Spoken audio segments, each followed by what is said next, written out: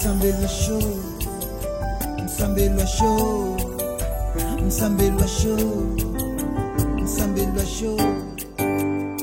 Atangwa peleche ni wene wilogo angawa wito acha inasemi na mone. Atangwa peleche ni wene wilogo angawa wito acha inasemi na mone. Oh, atangwa peleche ni wene wilogo angawa wito acha inasemi na mone.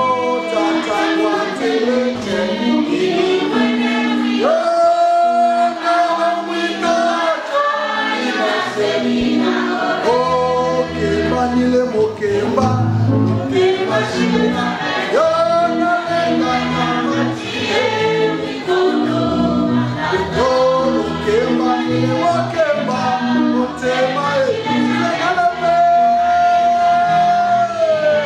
mikono yo na lenga ya matie mikono motata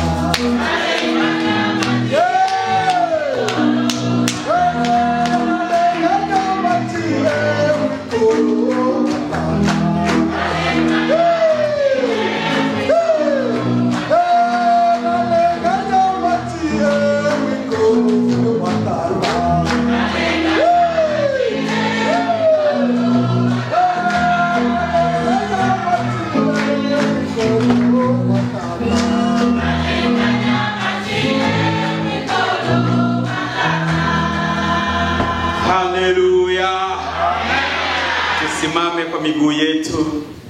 Ni wakati tunakwenda kuombea hitaji au mahitaji ya matatizo ya magonjwa. Mungu anaweza kusikia maombi yako unaposhuka na kunyenyekea mbele zake, na ukilalamika kwa sauti yako anakujibu kutokana na neno lake kwa kitabu cha Yeremia 33 mstari wa 3. Niite mimi na nitakutendea makubwa usiyoyategemea, usiyoyajua. Nitakujibu. Amen. Msikuwe watu kama mnazubazuba mnakuwa distrait kuombea magonjwa. Hata na mimi ni mgonjwa, na mimi ninapenda Mungu aniponye, lakini kwa sababu tunataka Mungu atujibu, tushuke kwa magoti kwa kuomba Mungu huruma. Bwana Yesu, tunasema asante kwa sababu wewe ni Mungu wa kweli. Tunakuja mbele zako tukinyenyekea na kushuka. Sisi ni wanadamu, sisi ni wenye dhambi, utuoshe tena na damu yako. Badala ya kuoshwa Mungu, tunakwenda kupresente mahitaji ya magonjwa mikononi mwako. Wacha nitumie tu mimi Mungu kama chombo, lakini wewe tenda na kunena na wana wako kwa uponyaji. Kila mmoja apokee majibu ya mahitaji ya magonjwa inamsumbua katika mwili wake. Wote wanaosikia tumbo kuuma wapokee uponyaji kutoka kwako, kwa jina la Yesu Kristo wa Nazareti. Magonjwa ya miguu kuuma wapokee uponyaji kutoka kwako. Vichwa kuuma wapokee uponyaji kutoka kwako. Hali zote za masumbufu za mwilini, migongo kuuma, wapokee uponyaji kutoka kwako katika jina la Yesu. Asante Yesu kwa sababu uko mahali hapa jioni hii. Asante kwa sababu utanena na wana wako. Asante kwa sababu utajibu maombi yetu. Asante kwa sababu mahitaji ya kila mmoja utakwenda kuyafanyia kazi, utakwenda kuyagusa, utakwenda kuyapatia majibu kupitia jina la Yesu Kristo Nazareti. Asante kwa sababu kuomba ni kwangu Yesu na kutenda ni wewe. Endelea kutenda, gusa kila mmoja mahali panapomuuma, apokee uponyaji kupitia jina la Yesu Kristo Nazareti. Baba, ninaomba katika jina lako na la Mwana na la Roho Mtakatifu. Amen. Sento pole mwikolo. Boto mwisengo. Boto bosenena. Inatona etabile tata otuhungwe. Tolembele ya bobe bosholo ngomano mango. Ile la ni echabi sochi. Bombaka watenjele ni bo yose ya mukomena elia. Mulushonile. Mwana nushonile nile wetu tole momana nibo tatole na ungu tona benga tu ete chakome na tata nibo tata tu kwatelechi tule betu bene no milongo ngau to amu to anachwa tu visa mena modinos chaono tata sala e Mungu wetu uimochiwa ni chaola chobe aitachi na betu bana mobe mabao tata bola bana baba ambi bana taba ele jere tole motu ete bana basile mu uya ona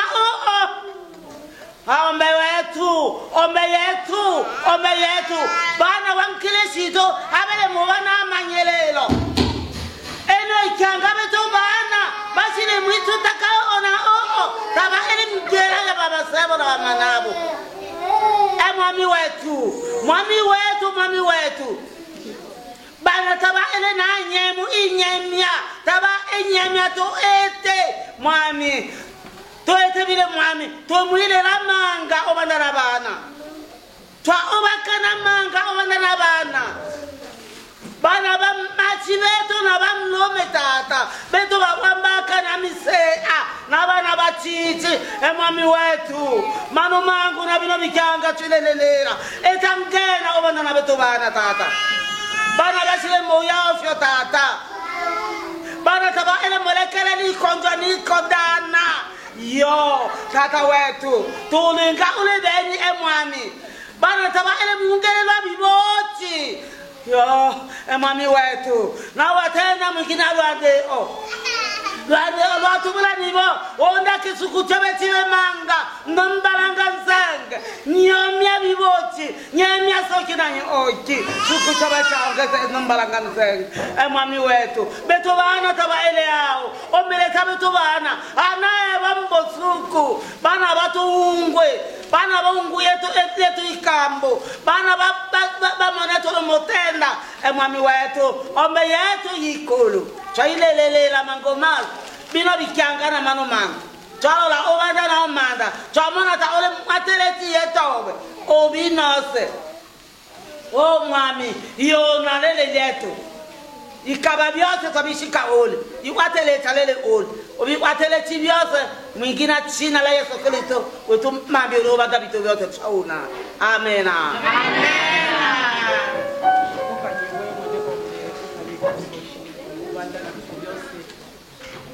Kangalo mami wangu Yesu nilimbele yobe tata shina tenda emu wako manyeni wose mini eke Yesu shile na biselo kana wane mweko Yesu wikelele hile yeta mini hike mano mangu Yesu lunge nilimbele yobe lubale ola shina tenda yosi Yesu naona nigo ukatile ile lumbaka nilimlanga bisenge na watendile hosango sanganana nigo mushi eleji yelu oba kanu yose tata tulimushi elecha wetu msangano mwingana mobe maboo mwene ombe msangano elite heno tebe lengi mango echwa na balanga msenge bali bukunda bali bunyonyo tebe lengi mango echwa na malaika cha mwikulu tata lakini lumbaka wajilu walumbaka lwetu wana tube abutamba eta kila yote eto numbalanga msenge ele mutuma tulimuimana bino ni hanja bobasha bole nabo chi tata tunabasha emo bila ube Yesu twaona msangano hono obobo obabasha Yesu libo ubanda netu wati lichataka bali molombola msangano yanja mwenu atua ya abene tole mwele wanja mochunga netolo yelo lola lunge tushile umsangano wa abele wefolo tata twaona nibolunge makala mobe Yesu nibolunge matochimboe wati lichatata kusaula wobe msao njila ya nyimbo wati lichatata ule molombola batu wati lichatata usaula yobi kambo na mitema yosi yokyanya yobe enwa tata nibo yosi ombele chiwendo obe kato ola kungwa eno enwa nienda nibo ele yetongolo belo Yesu msangano hono utukalule mwene ombe wangena nibole msangano watu vyo Yesu ni bubyola bechu msangano no tata tobe amungana mobe maboo iyaja emekyanga mpaka uchomeshi obyumwene tata utolombole twakanya Yesu lumbaka twana bocha lyobe china twike toli na bwise elelo twike tata ni boto oshito shikelele halembe obe tata na lobe lu ondo lwaita wetumanya ni boluto lombole mbito byose nabantu bose tata bashina yungwa hamu yisangana neto okyo meshi tata tube zaidi ya bino bito eke twakanya Yesu twanaona twike ulimwengu abetu mauno uchina la Yesu naona amen. Bwana Yesu asifiwe. Tunakuwa katika kipindi cha nyimbo za sauti, yaani kwaya. Mupo? Mupo?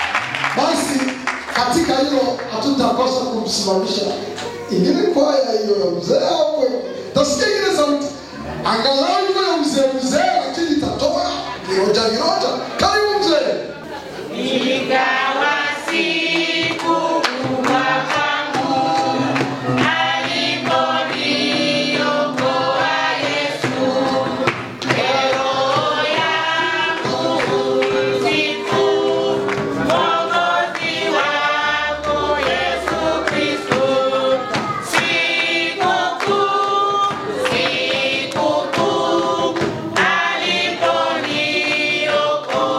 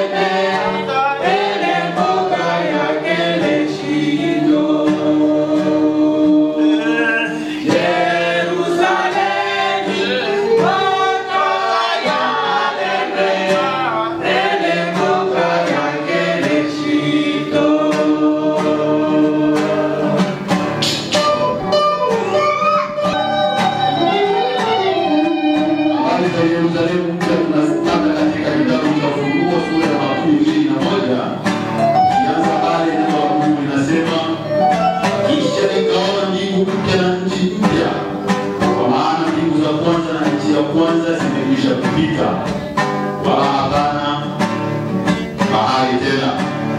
Nami nikaona mji ule mtakatifu Yerusalemu mpya ikishuka kutoka mbinguni kwa Mungu, imewekwa tayari kama bibi harusi aliyekwisha kupambwa kwa mumewe. Nikasikia sauti kubwa kutoka katika kile kiti cha enzi ikisema, na tazama, maskani ya Mungu ni pamoja na wanadamu, naye atafanya maskani yake pamoja nao, na watakuwa watu wake, naye mwenyewe atakuwa Mungu pamoja nao. Naye atafuta kila chozi katika macho yao, wala mauti haitakuwapo tena, wala maombolezo, wala kilio, wala maumivu hayatakuwapo tena, kwa kuwa mambo ya kwanza yamekwisha kupita. Amen.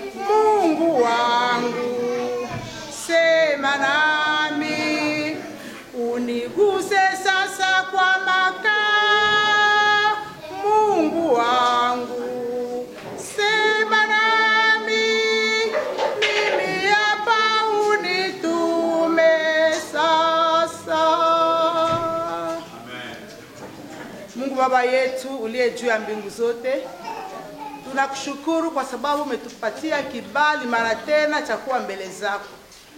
Asante kwa sababu uko miongoni mwetu, kama vile neno lako linavyosema ya kwamba utakapokusanyika kwa jina lako utaenda kuonekana. Tunaamini ya kwamba uko ndani yetu kwa siku ya leo na katikati yetu unatembea.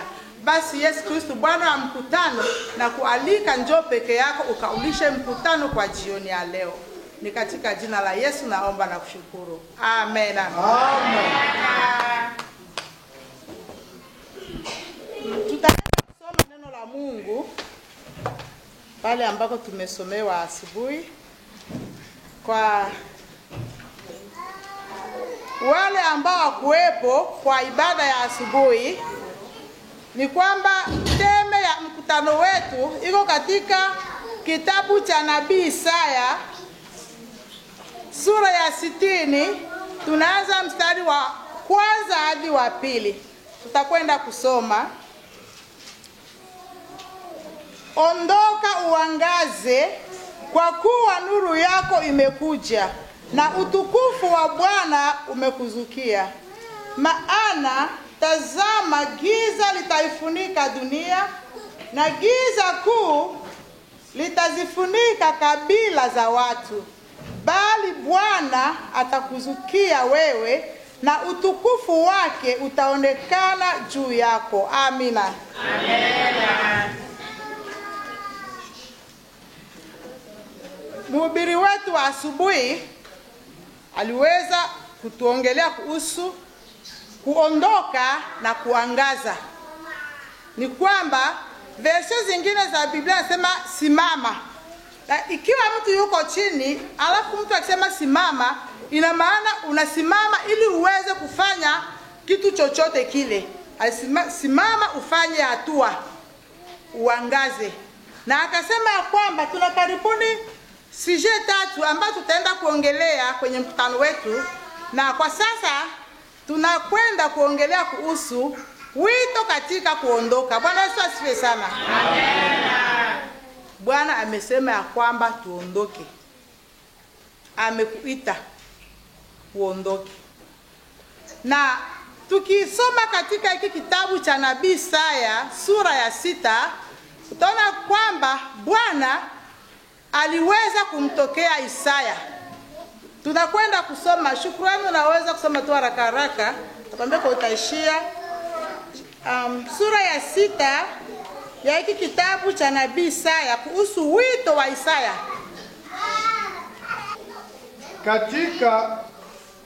Katika mwaka ule aliokufa mfalme Uzia, nalimwona Bwana ameketi katika kiti cha enzi kilicho juu sana na kuinuliwa sana, na pindo za vazi lake zikalijaza hekalu. Juu yake walisimama maserafi, kila mmoja alikuwa na mabawa 6, kwa mawili alifunika uso wake, na kwa mawili alifunika miguu yake, na kwa mawili aliruka. Wakaitana kila mmoja na mwenzake wakisema, mtakatifu, mtakatifu, mtakatifu ni Bwana wa majeshi, dunia yote imejaa utukufu wake. Na misingi ya vizigiti ikatikisika kwa sababu ya sauti yake aliyelia, nayo nyumba ikajaa moshi. Amen. Verse ya 8 nasema, kisha nikaisikia sauti ya Bwana akisema, ni mtume nani? Naye ni nani atakaye kwenda kwa ajili yetu? Ndipo niliposema, mimi hapa, nitume mimi. Amina. Isaya wakati alipoona utukufu wa Bwana alitishwa sana, aliogopa. Na akasema, sasa ole wangu, sasa ndio mwisho wa maisha yangu, nakufa kwa sababu mimi nimejaa dhambi. Ninaishi miongoni mwa watu wenye dhambi. Na sasa nimeweza kuona utukufu wa Bwana, ole wangu. Lakini Bwana, tukiendelea kusoma pale, malaika akachukua kaa la moto kwenye madhabahu, akampitisha kwenye mdomo, akasema, dhambi zako zimeondolewa. Bwana Yesu asifiwe sana. Amen. Isaya akawa ametakasika. Kiisha kutakasika, sasa akasikia Bwana anauliza, ni nani sasa ni mtume? Mbele alisema, ole wangu, sistahili kwa sababu mimi ni mwenye dhambi na jamii yangu yote imejaa dhambi. Lakini Bwana alipopisha kala moto kwenye mdomo wa Isaya akasema, umesamewa dhambi zako, basi akawa tayari kuingia katika huduma. Bwana Yesu asifiwe sana. Nimesema kuondoka katika huduma. Ni namna gani tunavyojiandaa kwa kuondoka katika huduma? Hapa tunapenda tu kudokeza namna Isaya Bwana alivyomwandaa na kumweka tayari awezi kwenda kwenye huduma. Alibidi kwanza aweze kutayarishwa, aweze kupishwa kala moto kwenye mdomo wake, aweze kukiri. Alifanya kwanza hatua, wakati aliposema ole wangu, alitambua kwamba yeye ni mwenye dhambi. Alijijua hali yake. Hakuna mtu aliyesema wewe Isaya uko mwenye dhambi. Peke yake alisema ole wangu, kwa sababu mimi niko mwenye dhambi na nimemuona Bwana. Kumbe Bwana alikuwa na malengo na maisha ya Isaya, na ndio maana alikuja akajifunua kwake. Bwana Yesu asifiwe sana. Amen. Bwana akafanya Isaya alipokiri, alipotambua maovu yake, Bwana ndipo akamsamehe. aliposikia amesamehewa, akajisikia kwamba anakuwa kitu kingine kipya. Yule Isaya ambaye analalamika, ole wangu mimi mwenye dhambi, kisha kusamehewa anasema sasa, Bwana nitume mimi. Nitume sasa mimi, niko tayari kwa kuweza kwenda kwa ajili yako. Bwana Yesu asifiwe sana. Amen.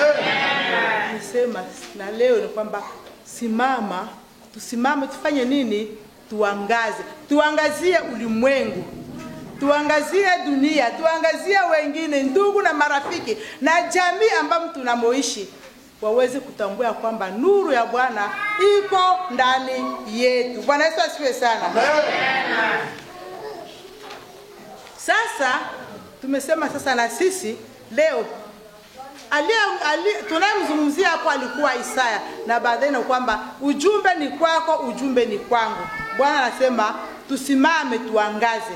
Sasa kwa kuondoka kihuduma ni nini inabidi tufanye? Tutakuweje? Je, nitaondoka tu hivi kihuduma? Lakini ni kabla ya yote Bwana anapenda ukiri dhambi zako, uweze kutambua uovu wako. Pengine unasema mimi sina dhambi, lakini Biblia inatuambia tukisema kwamba hatuna dhambi, tunakuwa wafanya nini? Sisi ni waongo. Na tunamfanya yeye mwenyewe sasa kuwa mwongo. Kwa sababu Biblia inasema kwamba sisi wote tuko wenye dhambi na tumepungukiwa na neema ya Mungu. Bwana Yesu atusaidie sana. Amen.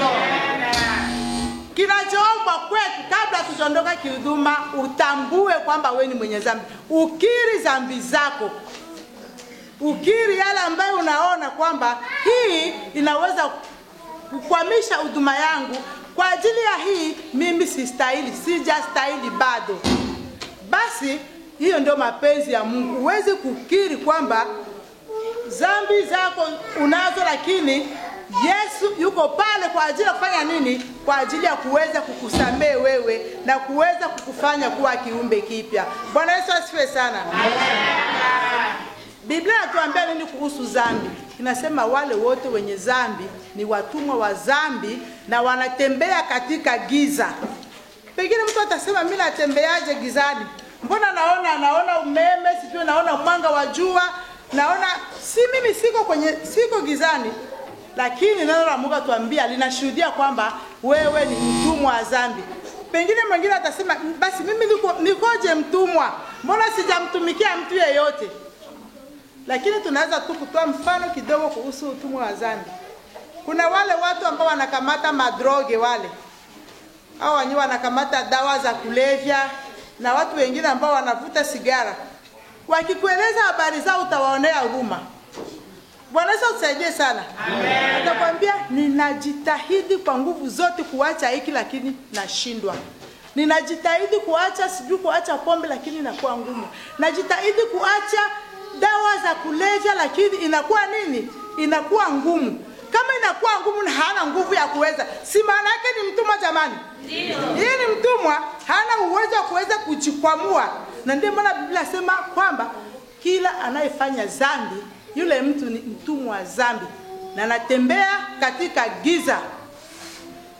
Mwalimu wetu wa asubuhi amesema giza, dhambi inafanya wewe unatembea gizani. Hata kama unaona nuru ya jua, lakini kipindi wewe ni mwenye dhambi, unatembea gizani. Bwana Yesu atusaidie sana.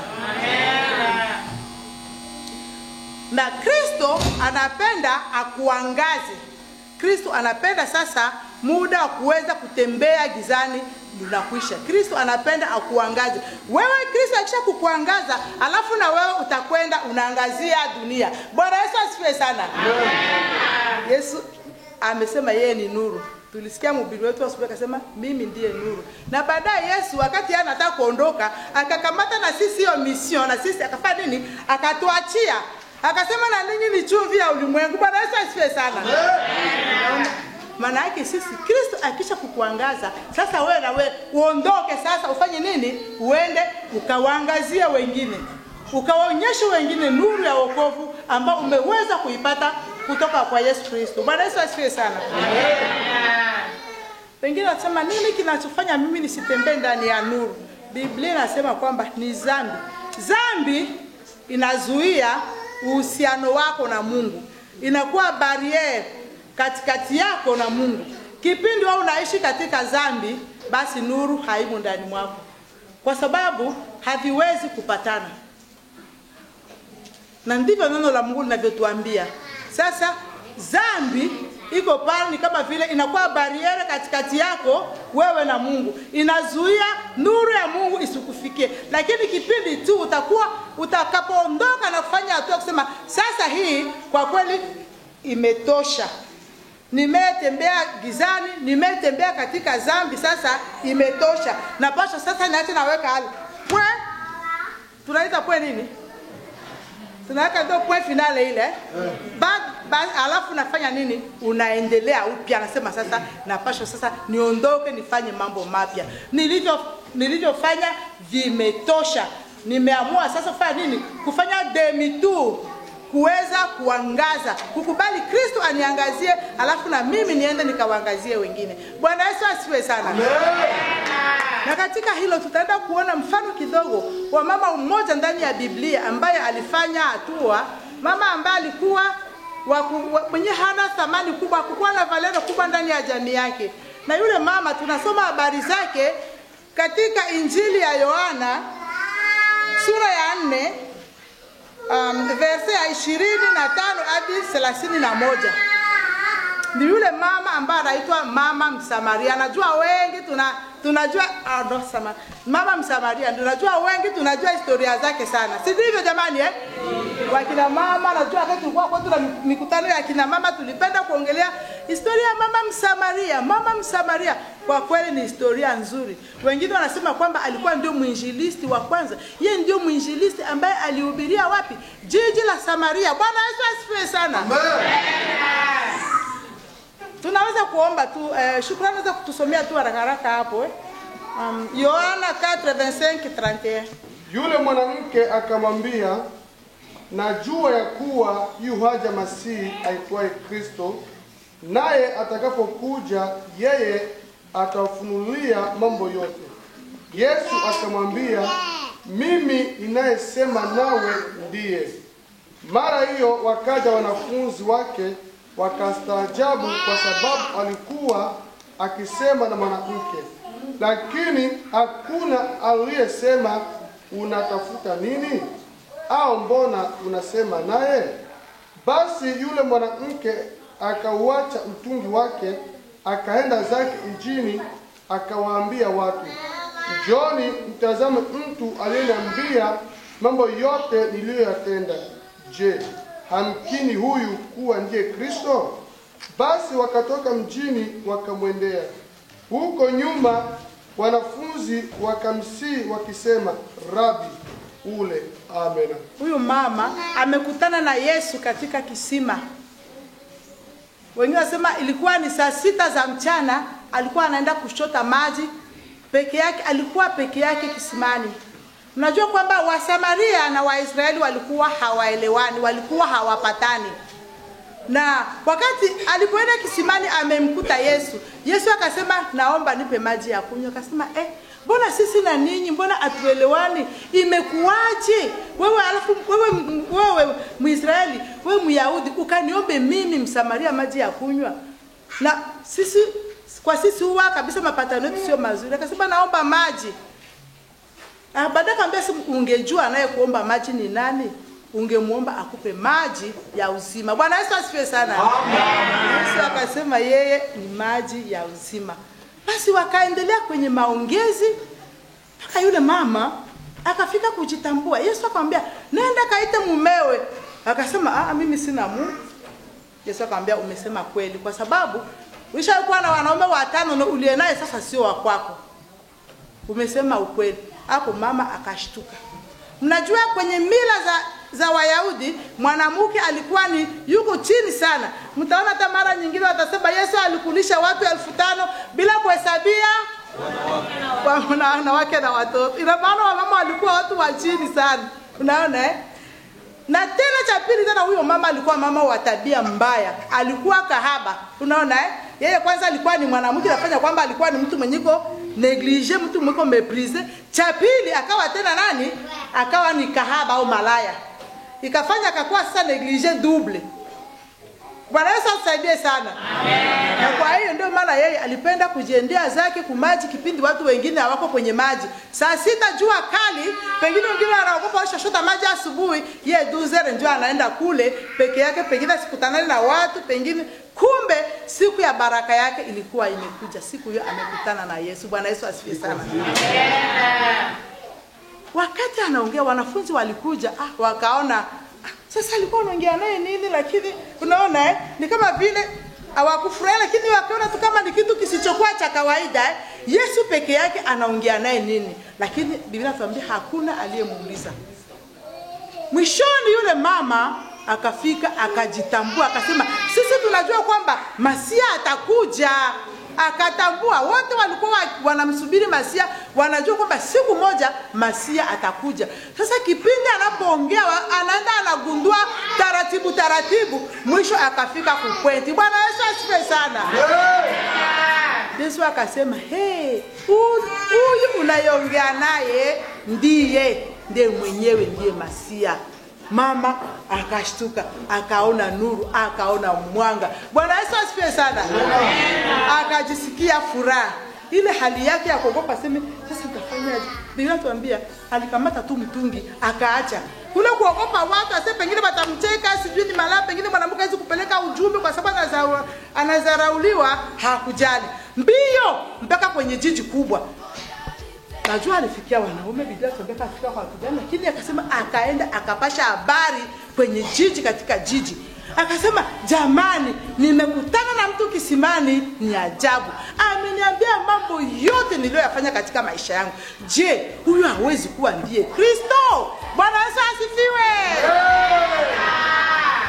Aliposema tu vile, watu wakateremka wakaenda kisimani. Wanaume walienda kisimani, wakaanza kuongea, wakagundua,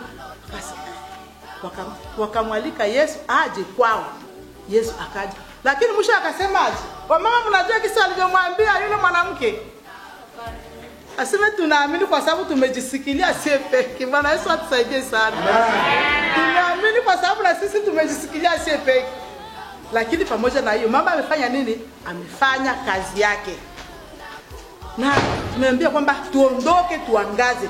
Yule mama, kama yule mama na sisi kwa siku ya leo, mwingine mtu anaweza kujizarasa, basi mimi nitasema nini? Sijui mimi sijasoma, mimi sikusoma theology, mimi niko fie, siwezi ongea baba kubwa, mimi niko tu kagaso kadogo, siwezi kuongea.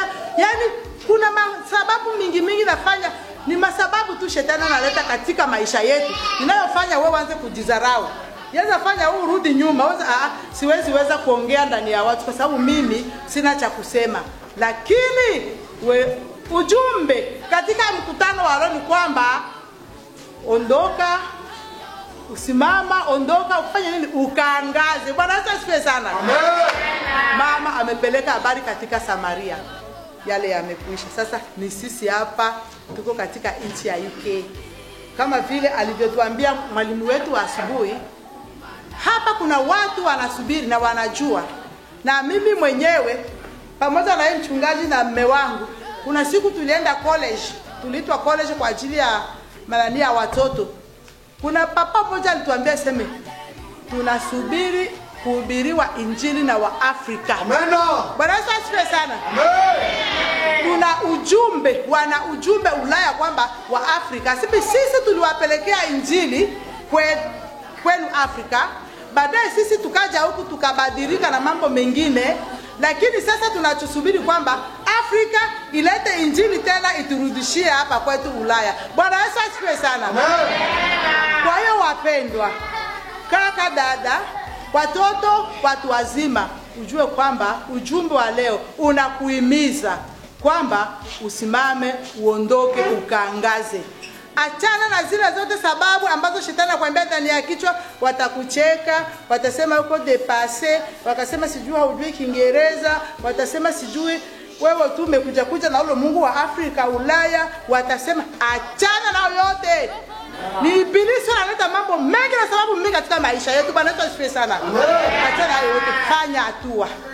Achana yote, fanya hatua. Ondoka, simama, uangaze. Ulaya inangoja wa Afrika waje kuhubiri Injili. Sio sisi kuja kujifanya makonfusion. Biblia tuambia tusifananishwe na namna ya dunia hii. Tusifananishwe na namna ya dunia hii. Dunia kuna mambo mazuri, vitu vizuri, wanawake wazuri, wavulana wazuri, wasichana wazuri. Mnajua anasema nini mwandishi mmoja Mfaransa anampendaga sana ile dekaka poema moja, sijui kipindi sisi tunasoma enzi zetu ilikuwa inaitwa Le Lac. Kuna wanyosha kusoma hiyo poema Le Lac, walisoma hiyo friends, yani hapana, ninyi wote watoto sana. Sasa haleluya. Mwisho kwenye ile poema kuna mambo mawili alikuwa anasema, aseme l'homme n'a point de port, le temps n'a point de rive. Ça coule et nous passons. Manake tunakwenda taratibu. Hiyo hakuna sema sasa hiyo unafika unaegesha hapa sasa imefika sasa mchangani. Inakule tunafanya nini? Na tunapita taratibu tunapita. Lakini pamoja na Yesu, hata kama tukipita kimwili, lakini tunajua kwamba tunao uzima baadaye.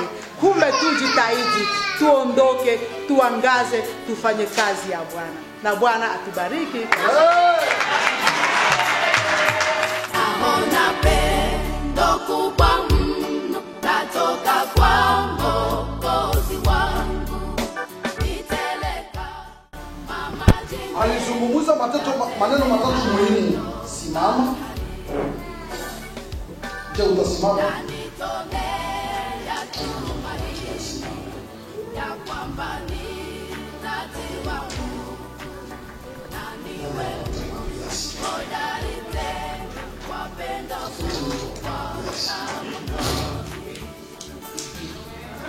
Bwana Yesu asifiwe.